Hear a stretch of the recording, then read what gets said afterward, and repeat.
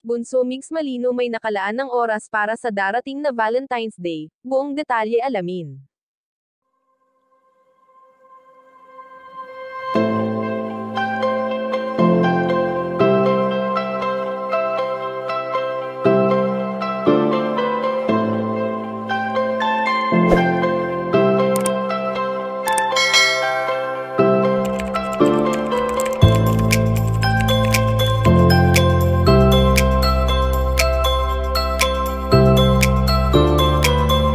Alam naman natin na taon-taon ay ipinagdiriwang ang araw ng mga puso o mas tinatawag nating Valentine's Day na kung saan ay dito natin na ipaparamdam sa mga mahal natin sa buhay kung gaano sila kahalaga o kung gaano natin sila kamahal.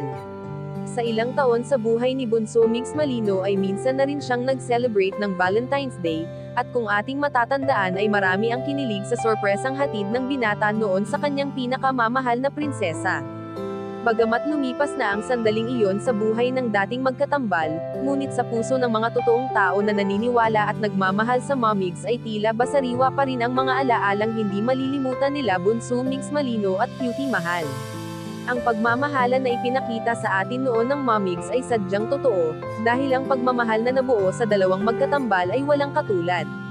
Kaya naman ngayong wala na ang yumaong si Cutie Mahal, ay marami ang nakakapansin na kung bakit tila wala pang ibang ipinapakilala ang binata sa kanyang pamilya. Marahil ay hindi pa ito handa upang maghanap ng ibang makakasama bukod sa pamilya Malino.